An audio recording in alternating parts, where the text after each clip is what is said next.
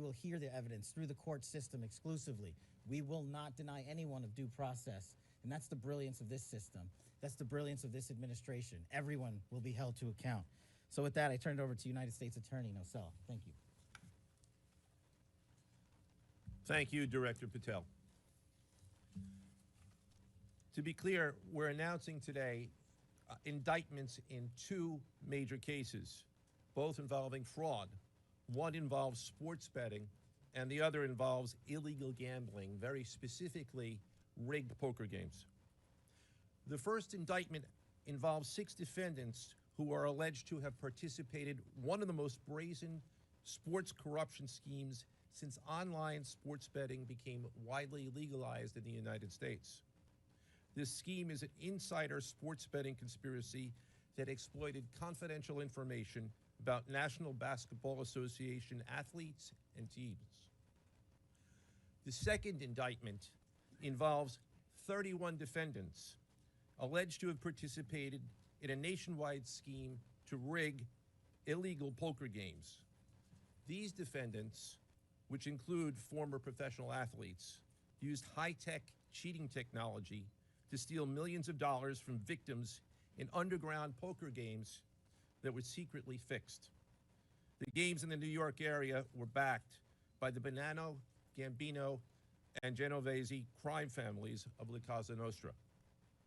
While the cases are separate, there are 3 overlapping defendants charged in both cases: Damon Jones, Eric Ernest, and Shane Hennon. The indictments in these cases contain only allegations, and the defendants are presumed innocent until they are proven guilty in a court of law. But my message to the defendants who've been rounded up today is this: your winning streak has ended. Your luck has run out.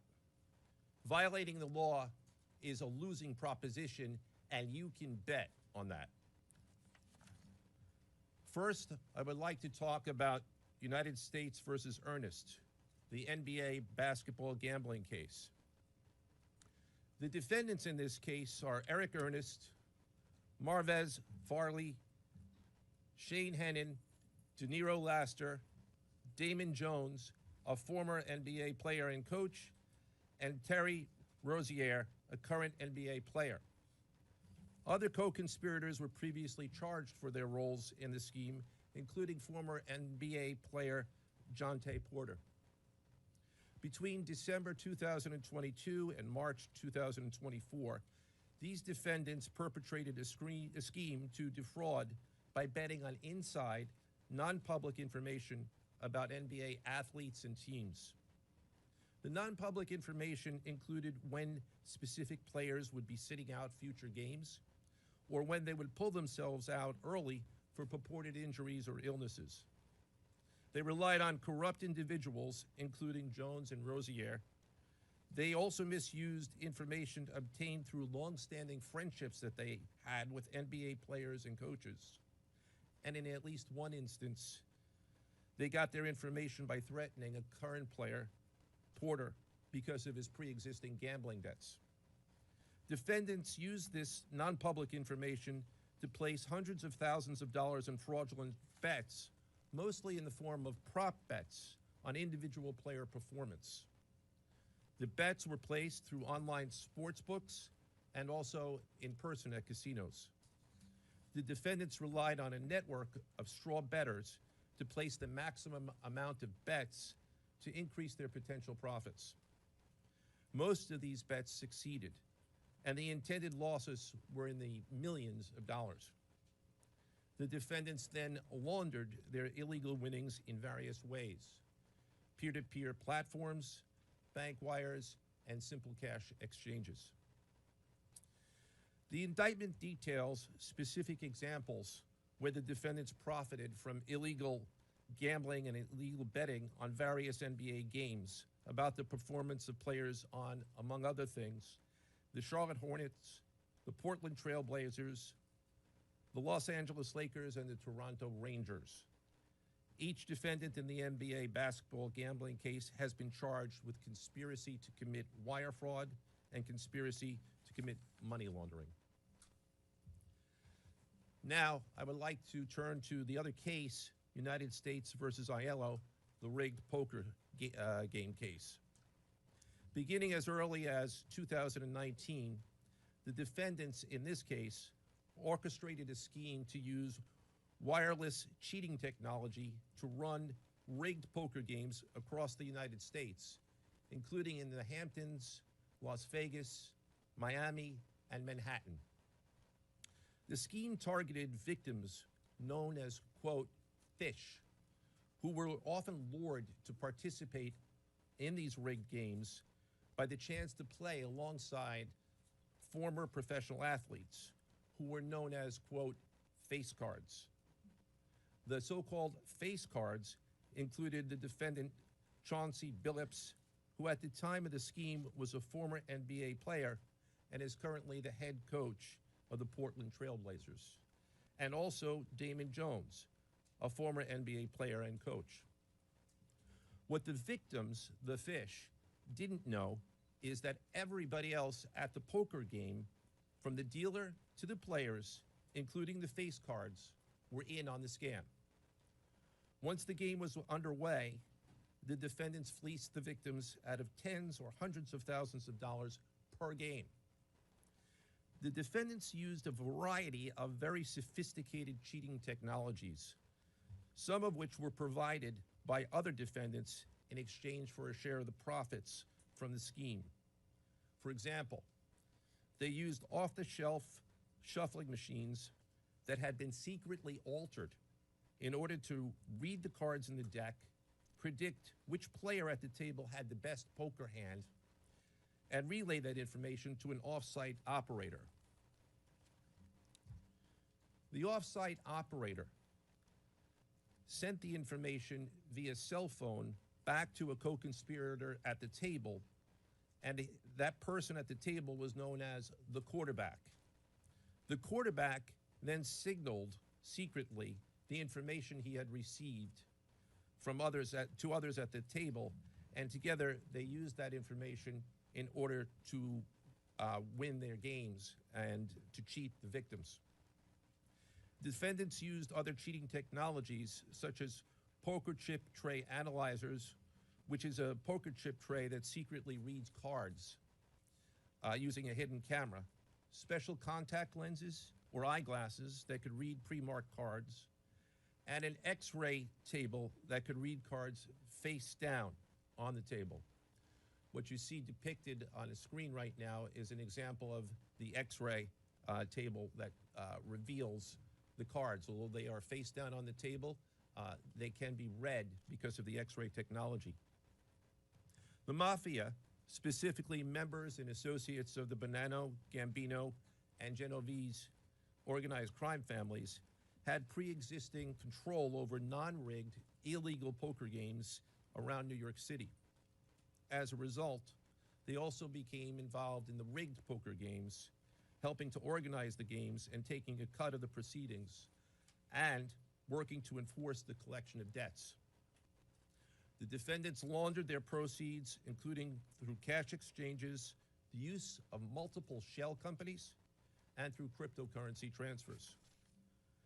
As part of the scheme, some of the defendants and their co-conspirators also committed acts of violence, including the gunpoint robbery of a person in order to obtain a rigged shuffling machine, and extortions that were perpetrated against victims in order to ensure that they repaid their gambling debts. Defendants who participated in the rigged poker scheme are charged with wire fraud conspiracy. Other defendants have been charged with crimes including illegal gambling, money laundering, Hobbs Act robbery, and extortions. This case demonstrates our office's unrelenting commitment to fighting the scourge of organized crime in whatever form it takes. I'd like to conclude my remarks by thanking the incredible hard work of our law enforcement partners, including the FBI, Homeland Security, the NYPD, and the Waterfront Commission. I also want to thank the dedicated prosecutors who built these two cases and who are standing to my right. Benjamin Weintraub, David Bourbon, Caitlin Farrell, Michael Gibaldi, Irisa Chen, and Sean Sherman. They had the assistance of paralegal specialists Liam McNett, John Schneider, Marlene Bosler. Also deserving of our thanks because of their outstanding investigative work on the NBA case are FBI Special Agents Russell Lantier, Dominic Mariani, Amy Giaroso, Shane Wilkins, and Supervisory Special Agent Luke Hardison. On the rigged poker game scheme, outstanding work was performed by FBI Special Agents Thomas Cribbin, Jeff Boriola, Jonathan Corona, Alexander Silverman, Amy Campanaro, and Supervisory Special Agent Michael Malahy, as well as NYPD Task Officer James McCullough, and from Homeland Security, Supervisory Special Agent Charles Freund, and from the Waterfront Commission, Detective Paul Shimborski. Finally, I want to note that the investigations in both cases are ongoing, and we encourage anyone with information about either scheme to please contact the FBI. Now I would like to turn the podium over to Special Agent in charge of the New York Field Office, I should say the Assistant Director in charge of the New York Field Office of the FBI, Christopher Rea. Chris?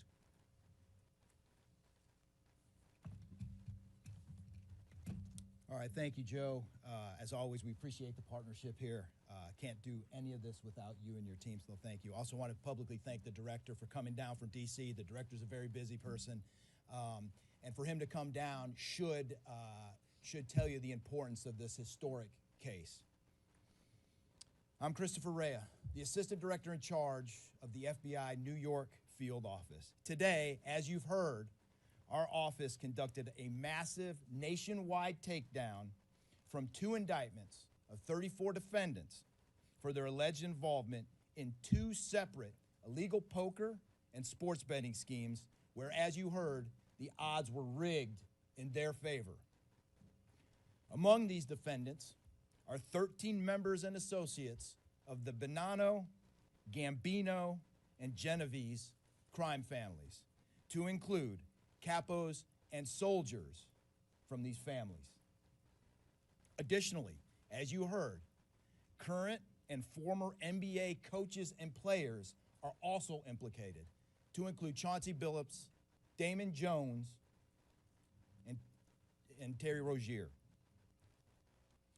3 of the named defendants are charged for their alleged roles in both schemes. This alleged illegal gambling operation hustled unwitting victims out of tens of millions of dollars and created a financial pipeline for La Cosa Nostra to help fund and facilitate their organized criminal activity. Victims were attracted to play alongside well-known professional athletes and coaches like Chauncey Billups, only to be unknowingly deceived through rigged shuffling machines, fixing the odds in their favor, as alleged and as you just heard from the U.S. Attorney's Office. This alleged scheme wreaked havoc across the nation, exploiting the notoriety of some and the wallets of many to fund the Italian crime families here in New York. Let me be clear about this fact. The FBI has not and will never take their eye off the ball when it comes to Italian organized crime in this city, specifically the LCN and the 5 families here in New York. We are not going to permit any criminal enterprise, whether it be Italian organized crime, Asian organized crime, Eurasian organized crime. We are not going to permit any of those organized crimes, families, and organizations to operate in our city or our country, as evidenced by the 11 states that were also participating in this operation today. The FBI office here in New York remains committed to eradicating all unlawful revenue streams fueling this criminal activity. As with most cases we work, this is only the tip of the iceberg for the FBI and the U.S. Attorney's Office. Our LCN squad agents and analysts are continuing to work day and night with the Eastern District of New York to ensure members and associates of the 5 families cannot continue to wreak havoc in our communities. Today would not have been possible without the tireless efforts and dedication of the FBI New York Eurasian Organized Crime Task Force, which, as you heard, was led by Supervisory Special Agent Luke Hardison, and the Italian Organized Task Force, which was led by Supervisory Special Agent Mike Malahi. And coincidentally, Supervisory Special Agent Malahi is going out on a positive as he is retiring at the end of this month for 30 years of dedicated service to the FBI, and that deserves a hand. He's what we call a legend here at FBI New York.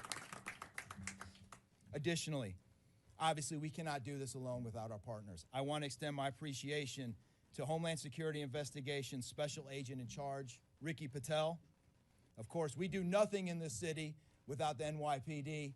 New York City Police Department Commissioner Jesse Tisch, thank you, ma'am, for all your work and all your resources that you dedicated to this. And New York Waterfront Commissioner Phoebe Soriel for their agency's assistance and support throughout this lengthy and complex investigation. Our collective efforts ensured these subjects will face accountability, like the director said, for their alleged wrongdoings. Thank you, and I'll now turn it over to Special Agent in Charge of HSI, Ricky Patel.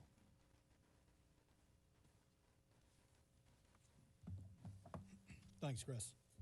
Good afternoon, everyone. My name is Ricky Patel. I'm the Special Agent in Charge for Homeland Security Investigations here in New York. This morning, hundreds of special agents and investigators with HSI, the FBI, the New York Waterfront Commission, and the NYPD descended upon the homes of individuals who for years have operated with the false sense of impunity, a false sense of incivility. In the early hours of today, across 9 states, coast to coast, dozens of defendants were arrested and will face the consequences of their alleged crimes. This was their wake-up call. With the alleged involvement of 3 La Cosa Nostra crime families, 1 NBA head coach, a Hall of Famer, no less, and former NBA players, the years of investigative work that culminated with this morning's operation seem reminiscent of a Hollywood movie. But this wasn't luck, and this wasn't theatrics. This was an evidence-driven, relentless, and unified effort among law enforcement. Through what we have dubbed Operation Royal Flush, HSI New York, along with our task force personnel from the Waterfront Commission, first uncovered this scheme more than 4 years ago. Agents and investigators dedicated countless hours and sleepless nights in identifying the criminal network, dissecting communications and patterns, and following the money with precision. We built a case, piece by piece, and what we discovered was a sprawling criminal enterprise that utilized cutting-edge technology and various methods of deception to dupe unsuspecting gamblers into paying up so that these defendants could cash out. As alleged, this sophisticated conspiracy cheated victims out of at least $7 million and placed the public and the defendants alike at risk.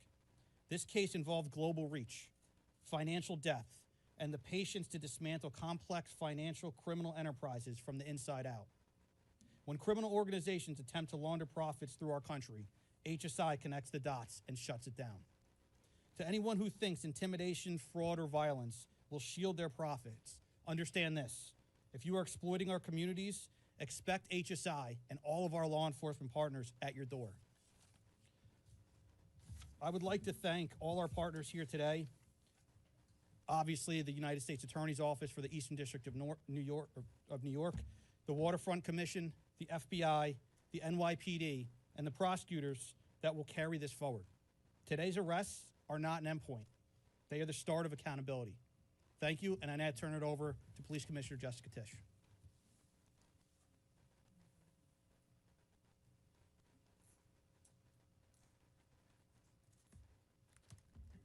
Good morning. Thank you to Director Patel, Assistant Director Rea, and U.S. Attorney Nocella. What we're announcing today is not just another takedown. It's the result of more than 2 years of coordinated investigative work by the NYPD's Joint Organized Crime Task Force and the FBI. 2 cases that exposed criminal networks led by 34 individuals who believe the rules did not apply to them. They hid behind layers of complexity, behind money, and behind influence, believing those things would shield them from accountability. The first case, Operation Nothing But Bet, exposed a gambling ring built around professional basketball, where players and associates allegedly used inside information to manipulate prop bets on major sports betting platforms. They placed wagers on unders on players to score less,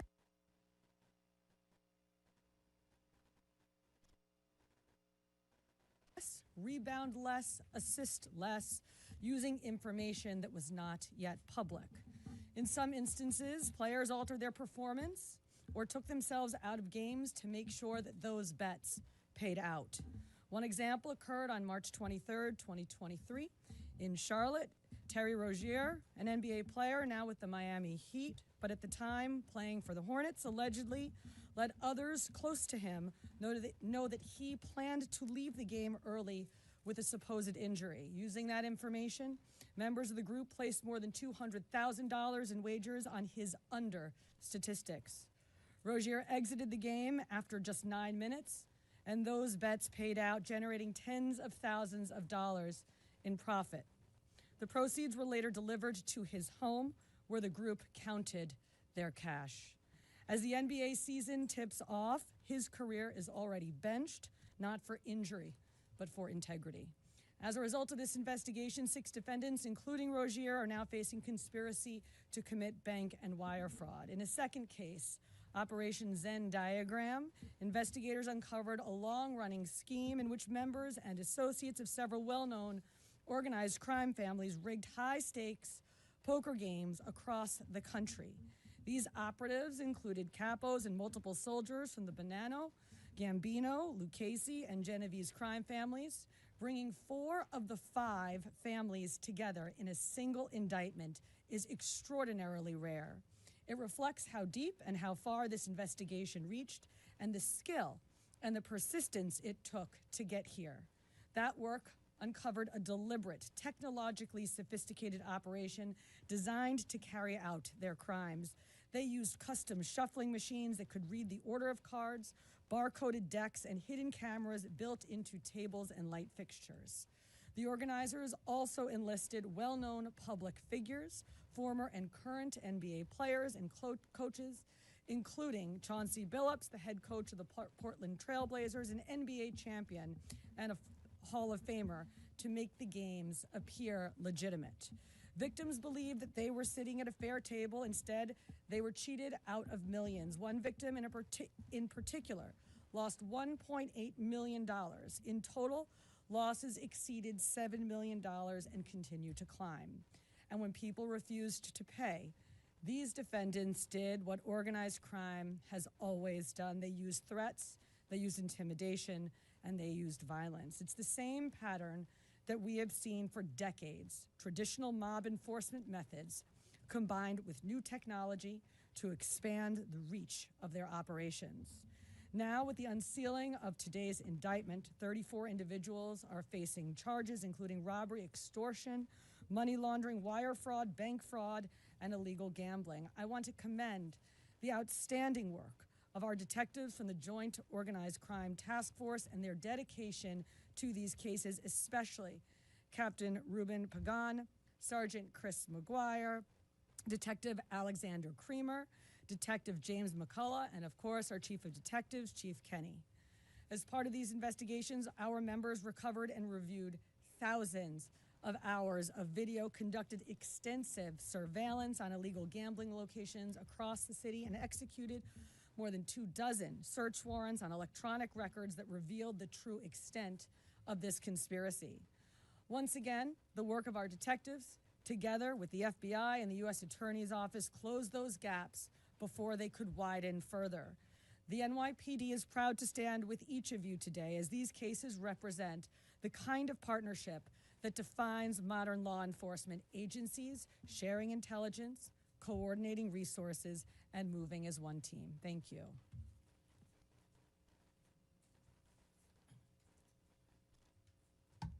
If anyone has any questions that they'd like to ask, now is the time.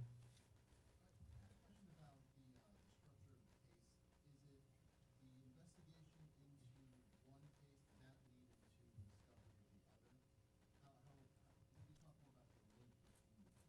I'm not at liberty to discuss either the background of the investigation itself or the investigation as it continues. So I'm afraid I can't really explain to you other than the fact that both cases have been unsealed today, and there was an overlap that has been discussed already with respect to certain of the defendants. Yes.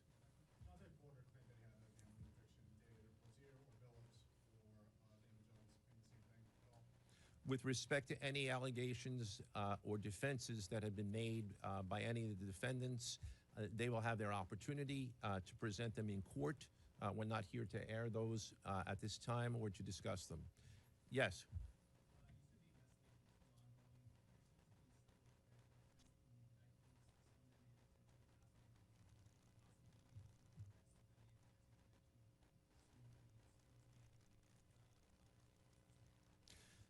As I said, I can't discuss ongoing investigations. The investigation is ongoing, which by definition means that there will be further evidence uncovered at a minimum, and there's always that possibility, but I can't comment any further with respect to that. Yes? Director Patel, you had said in your comments, we're going to take heat for this case. Why do you say that, and what efforts might you take to counter it? It's not popular to go after some of the defendants that we went after today, but justice is served blindly. And how do we countermand that? Simple. The unsealing of these indictments today shows the force of the Department of Justice and our great Attorney General and the leadership that we have at the FBI and the team here to specifically mete out justice. And look, let's not, mince words. This is the insider trading saga for the NBA. That's what this is. That's why we are going to take heat. But as the evidence comes out, as the indictments are unsealed, you will see the extensive work these men and women put in, countless hours over years, and that's how we countermand it.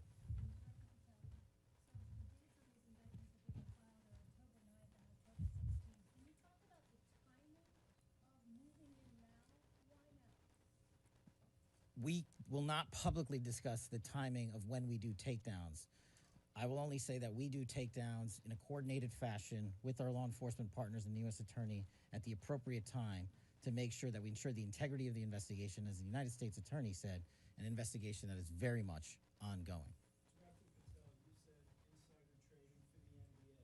What are the implications of this case for other sports leagues and for the legal gambling industry in general? Simple. If you're participating in the legal gambling industry, you got nothing to worry about. If you're participating in illegal conduct, you got everything to worry about, and this case shows it. Did your legal conduct cross with the legal sports betting platforms in any capacity? And if so, is that the search warrants that the police issued? I'm not sure I quite understand your question. You're asking if the illegal conduct. If it crossed with like the sports betting industry or the online sports? The sports books themselves are victims in this case. They themselves did not, as far as our investigation is concluded, they did not perpetrate anything unlawful. Are you able to say which sports books or online outlets they use to make these bets? I'm not going to respond to that at this time, but that information will be made public. Yes? Can you identify the access point where these co-conspirators were able to recruit these, famous people to partake in schemes? When you say the access point, Were able to recruit them? I'm not sure which case you're referring to. So Well, Rozier, how he was recruited, Damon Jones and the NBA scandal, and then Billups for the poker. we're not at liberty to say that at this time. That will be revealed in due course. Yes. He was being What is your question, sir? Hey, thanks for being here. You just said that the sports books themselves are the victims, at least in the indictment involving Terry Rozier and others. They're among the victims. Okay, but those companies make, as we all know, they make a crazy amount of money off of a lot of everyday Americans make bets and mostly lose them. Are you concerned with a jury potentially not being sympathetic in a case where the victims, as you say, are these multi-million or billion-dollar gambling companies? Let me repeat that all of the defendants themselves are presumed innocent. we believe that at a trial, when they have the opportunity to present their defenses, if they chose, because they're not required to, we will come forward with the evidence to demonstrate their guilt. Yes.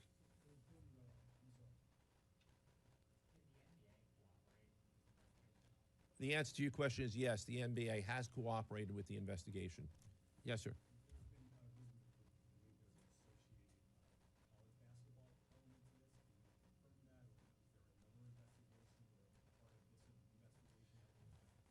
The investigations that we announced today did not involve college basketball.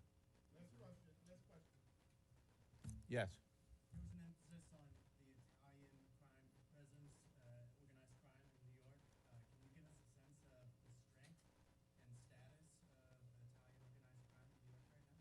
No, I'm sorry. That would be a question that goes beyond what we're here to discuss today, which is these two indictments. Thank you.